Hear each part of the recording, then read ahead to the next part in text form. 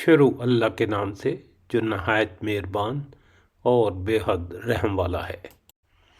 کیا آپ کے رب کی رحمت کو یہ تقسیم کرتے ہیں؟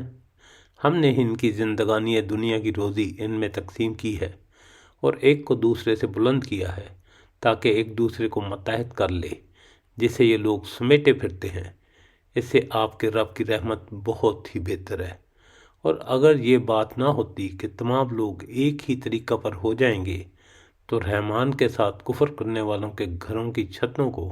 ہم چاندی کی بنا دیتے اور زینوں کو بھی جن پر چڑھا کرتے، اور ان کے گھروں کے دروازے اور تخت جن پر وہ تکیہ لگاتے ہیں سب چاندی اور سونے کے بنوا دیتے،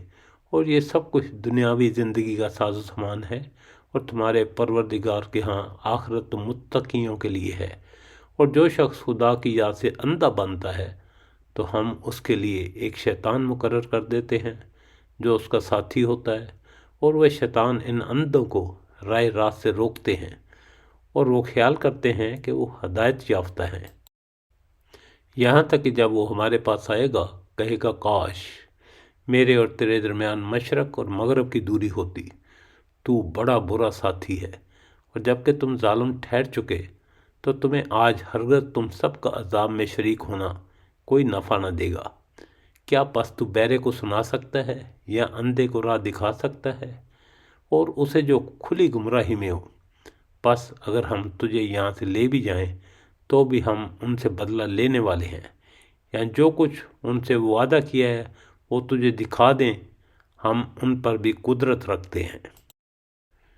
پس جو وہی آپ کی طرف کی گئی ہے اسے مضبوط تھامے رہیں، بے شک آپ راہ راست پر ہیں، اور یقیناً یہ خود آپ کے لیے اور آپ کی قوم کے لیے نصیحت ہے، اور عن قریب تم لوگ پوچھے جاؤ گے۔ اور ہمارے نبیوں سے پوچھو جنہیں ہم نے آپ سے پہلے بھیجا تھا کہ کیا ہم نے سوائے رحمان کے اور معبود مقرر کیے تھے جن کی عبادت کی جائے؟ اور ہم نے موسیٰ علیہ السلام کو اپنی نشانیاں دے کر فرعون اور اس کے امراء کے پاس بھیجا، تو موسیٰ علیہ السلام نے جا کر کہا میں تمام جہانوں کے رب کا رسول ہوں۔